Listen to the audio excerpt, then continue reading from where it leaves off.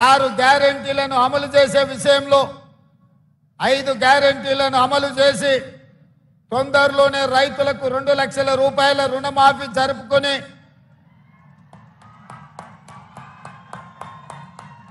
ఆనాడు రైతులు పండించిన వడ్లు కొనే దిక్కులేక కల్లాలలోనే కుప్పల మీద గుండెలాగి రైతులు చచ్చిపోతుంటే రైతులు పండించిన చివరి గింజ వరకు కొనడమే కాదు 500 రూపాయల బోనస్ ఇచ్చి ఈ తెలంగాణ రైతాంగాన్ని ఆదుకోవాలని ఇందిరమ్మ రాజ్యంలో ఈ రోజు మనం నిర్ణయం తీసుకున్నాం. మిత్రులారా, ఆదిలాబాదు అడవి బిడ్డలంటే ఆనాడు తెల్ల దొరలపై వీరోచితంగా పోరాటం చేసిన రామ్జీ గోండు తిరుగుబాటుకు పునాదులు వేసి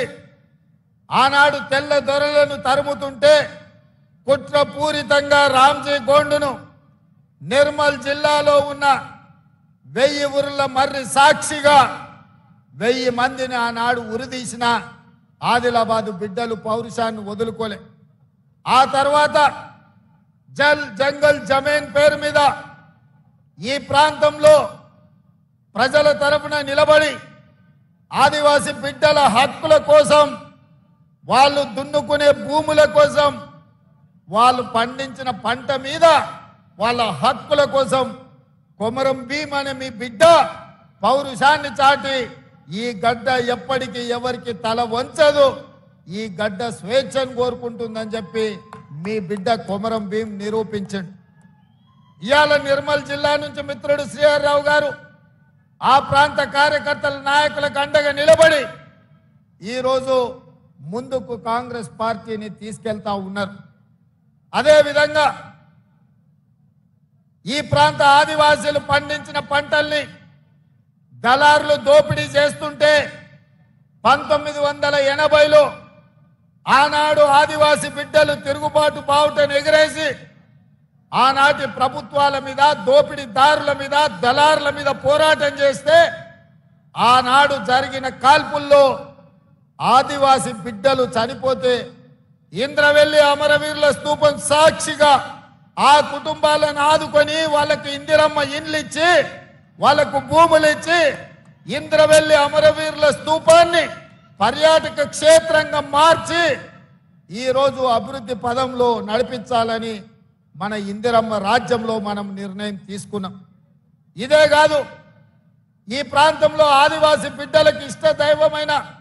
నాగోబా జాతరకు కోట్ల రూపాయలు కేటాయించి ఈ ప్రాంతంలో జరిగే ఆదివాసీల జాతరలను,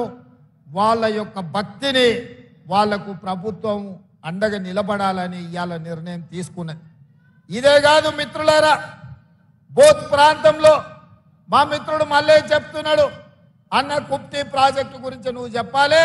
ఆ ప్రాంత రైతాంగం ప్రతి ఎకరాకు నీళ్లు ఇవ్వాలి అనంటే కుప్తి ప్రాజెక్టు కట్టాలి, తద్వారానే ఎడారిగా మారుతున్న ఆదిలాబాద్ అడవి బిడ్డలకు నీళ్లు వస్తాయి,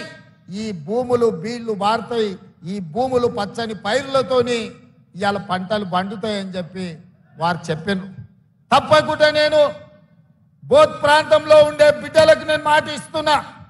మన ప్రభుత్వంలో కుప్తి ప్రాజెక్టును పూర్తి చేసుకొని ఈ ప్రాంతాన్ని అభివృద్ధి చేసే బాధ్యత కాంగ్రెస్ పార్టీ తీసుకుంటుందని తెలియజేస్తున్నా. ఇదే కదా ఆనాడు కాంగ్రెస్ పార్టీ కట్టిన కడెం ప్రాజెక్టును ఈనాటి ప్రభుత్వం నిర్లక్ష్యం